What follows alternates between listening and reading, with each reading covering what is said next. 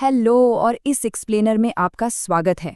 आज हम सीधे धरती के अतीत में उतरेंगे, पिछले 50 करोड़ साल के एक एपिक भूगर्भीय सफर पर। हम ट्रेस करेंगे इंडियन कॉन्टिनेंटल मार्जिन की पूरी कहानी, एक एंशिएंट सुपर कॉन्टिनेंट के हिस्से से लेकर हजारों किलोमीटर का ड्रिफ्ट और आखिर में एशिया के साथ उसकी मैसिव टक्कर तक। तो चलिए बिना किसी देरी के शुरू करते हैं। ये रहा हमारा आज का सिलेबस। हम 6 मुख्य पड़ाव देखेंगे। प्राचीन गोंडवाना से शुरुआत, फिर नियोटिथियन रिफ्टिंग, एक लंबा passive drift, Cretaceous volcanism, Deccan plume का असर और एंड में हिमालय का जन्म। पहला section pre rift ancient Gondwana. सबसे पहले जियोग्राफिकली खुद को अलाइन कर लेते हैं। अगर हम आज के रॉक रिकॉर्ड को देखें तो हम साफ देख सकते हैं कि थेथिस हिमालय, ज़ांस्कार और स्पीति जोन आज उन्हीं जगहों पर हैं जहां ये पूरा एंशिएंट फाउंडेशन मौजूद था। यही जोन्स इस पूरी जियोलॉजिकल स्टोरी का बेस है। ये टाइमलाइन हमारे सामने एक मैसिव स्केल रखती है। हम बेसिकली नियो प्रोटेरोजोइक एरा से शुरू करके इओसीन तक जा रहे हैं। लगभग 50 करोड़ साल पहले के पैन अफ्रीकन ओरिजिनी से लेकर 6 करोड़ साल पहले के इंडिया और एशिया कोलिजन तक। ये लिटरली प्लेट टेक्टोनिक्स का एक मास्टर क्लास है। अब स्पीति वैली की इस इमेज पर गौर करते हैं। यहाँ ऑडोवेशन थापले फॉर्मेशन के जो कॉन्ग्लोमरेट्स हैं ना, वो क्लियर सबूत हैं उस एंशिएंट पैन अफ्रीकन ओरिजिनिक इवेंट के। ये चट्टानें प्रैक्टिकली चिल्लाकर उस प्राचीन हलचल की गवाही दे रही हैं। दूसरा section splitting up Neotethyan rifting. Stratigraphy में और अंदर घुसने से पहले जरूरी है कि हम पैसिव मार्जिन को एग्जैक्टली समझ लें। जब रिफ्टिंग सक्सेसफुल होती है तो कॉन्टिनेंटल और ओशियानिक क्रस्ट के बीच एक शांत ट्रांजिशन जोन बनता है। यहाँ कोई एक्टिव टेक्टोनिक टक्कर नहीं होती।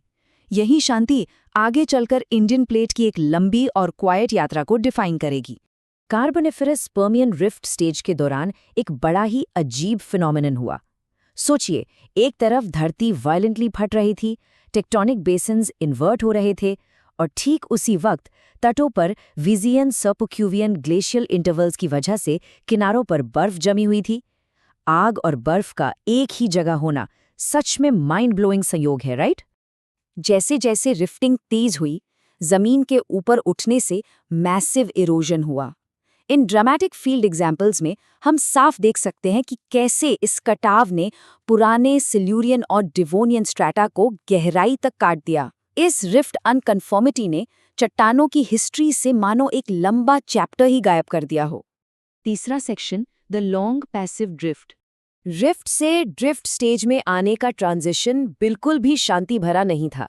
ज़ंस्कार रीजन में मिलने वाले ये शानदार पिंजाल ट्रैप्स कॉन्टिनेंटल फ्लड बसाल्ट्स इस बात का सॉलिड प्रूफ है कि इस अर्ली पर्मियन ट्रांजिशन के दौरान आग उगलते ज्वालामुखियों ने ही इंडियन मार्जिन की इस यात्रा का आगाज किया था। पर जैसे ही थर्मल सब्सिडेंस शुरू हुआ, धरती ठंडी हुई और अर्ली पैसिव मार्जिन एक स्टार्व्ड फेज में चला गया। स्टार्व्ड से मेरा मतलब है कि सेडिमेंटेशन इतना स्लो हो गया था कि समुद्र के तल में बस एमोनॉइड और पेलाजिक लाइमस्टोन्स ही बहुत धीरे धीरे जमा हो रहे थे। एक लंबी, गहरे समुद्र वाली शांति। चौथा section Cretaceous volcanism and drowning.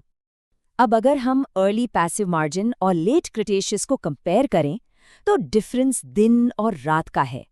कहाँ वो अर्ली फेज की शांति और कहाँ लेट क्रिटेशियस की केओटिक दुनिया।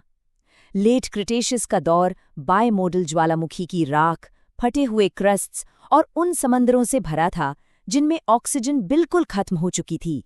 इस केओटिक पीरियड में लेट एल्बियन से सिनोमिनियन के दौरान ग्लोबल ग्रीनहाउस क्लाइमेट ने ओशन सर्कुलेशन को बिल्कुल स्लगिश कर दिया।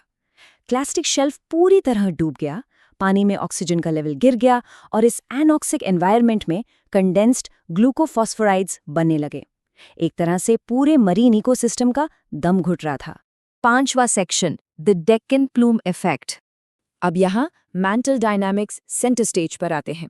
एक जियोलॉजी प्रोफेसर की तरह सोचे तो सबसे इंपॉर्टेंट सवाल ये है कि आखिर डेक्कन प्लूम के आने से इंडियन मार्जिन पर सेडिमेंटेशन का पूरा पैटर्न फंडामेंटली क्यों बदल गया? क्यों डीप मरीन ऊजेस अचानक वापस शैलो रेत और मिट्टी में बदल गए? इसका जवाब काफी क्लियर है। जैसे ही डेक्कन प्लूम का इंटेंस गर्मी वाला हेड लिथोस्फेयर के बेस से टकराया, उसने पूरे लिथोस्फेयर को फिजिकली ऊपर उठा दिया। इस टेक्टोनिक अपलिफ्ट ने सेडिमेंट सप्लाई बढ़ा दी और उन डीप वाटर ऊजेस की जगह उथले पानी के मार्ली और सैंडी रिग्रेसिव सीक्वेंसेस ने ले ली। पूरा सिस्टम ही उलट गया। छठा और आखिरी section, collision, the Himalayan birth. और यहाँ होता है हमारा ग्रैंड फिनाले, करीब 6 करोड़ साल पहले। ये चार्ट ब्यूटीफुली दिखाता है कि कैसे नॉर्थ की तरफ तेजी से भागती हुई इंडियन प्लेट अचानक ड्रामेटिकली स्लो हो गई।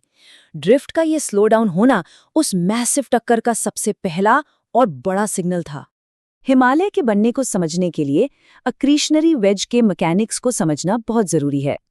जब एक प्लेट दूसरी के नीचे सबडक्ट होती है तो ओशन फ्लोर की मोटी मिट्टी किसी बुलडोजर के आगे जमी मिट्टी की तरह खुरच कर ऊपर वाले महाद्वीप पर जमा हो जाती है।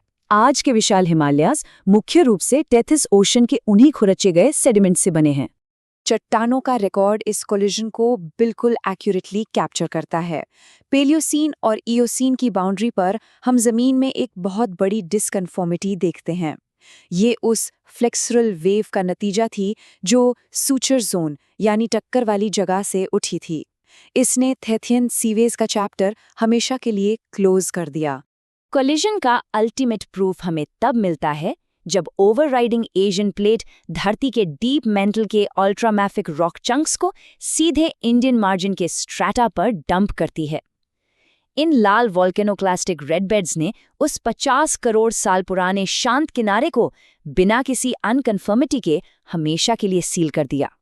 तो 50 करोड़ साल के इस एपिक जियोलॉजिकल सफर को समझने के बाद ये सवाल नेचुरली हमारे दिमाग में आता है, आज इन टावरिंग हिमालयन पीक्स में, उन हाई एल्टीट्यूड स्ट्राटा के बीच और कितने प्राचीन क्लाइमेटिक सीक्रेट्स छुपे हुए हैं।